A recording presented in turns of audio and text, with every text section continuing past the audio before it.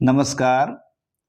70/2023 के लिए NCERT के द्वारा जो सिलेबस कम किया गया है, उस सिलेबस में पुरानी विज्ञान की किताब किस प्रकार काम आ सकती है।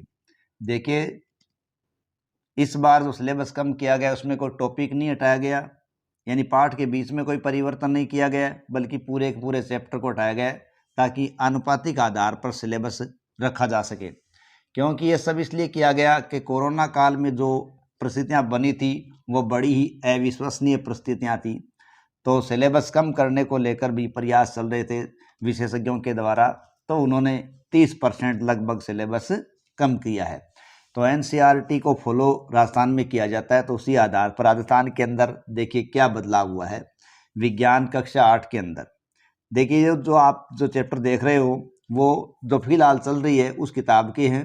तो इसमें क्या संशोधन कर दिया गया है, देखो यहाँ से तीसरा लेसन है सिंथेटिक जो फाइबर है, ठीक है, ये लेसन अब हटा दिया गया है। इसी प्रकार चौथा लेसन है धातु वाला, गैर धातु वाला, ये हटा दिया गया है। 8वां लेसन है सेल संरचना और कार्य, ये हटा दिया गया है। इस प्रकार 3 लेसन तो ये हटाए गए। कौन कौन सो? 3, 4 और 8वां। ये लेसन हटाने के साथ साथ लास्ट के और 2 लेसन आपको दिख रहे हैं, एक तो सितारे सौरमंडल और वायु और जल प्रदूषण।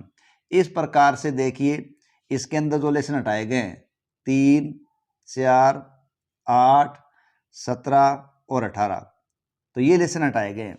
तो इस आधार पे जिनके पास देखिए पुरानी किताबें हैं उनमें वो इन पाठों को छोड़कर बाकी को काम ले सकते हैं, और नई किताब आ रही है उसमें देखिए ये 13 पाठ रखे गए हैं। ठीक है, पहला पाठ फसल उत्पादन और प्रबंध, दूसरा सूक्ष्म जीव है, तीसरा और चौथा जो पहले था वो हटा दिया गया है। तो तीसरे नंबर पर कौन आ गया? कोयला और पेट्रोल।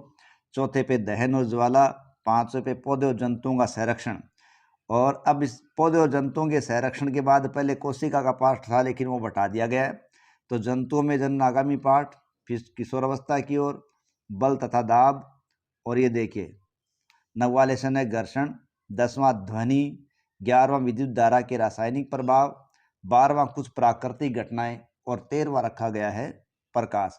इस प्रकार नई किताब के अंदर ये लेसन रखे गए हैं। तो जिनके पास पुरानी किताबें हैं वही वैसे के वैसे लेसन ही हैं, बस उसमें कुछ लेसन आपको कट करने हैं।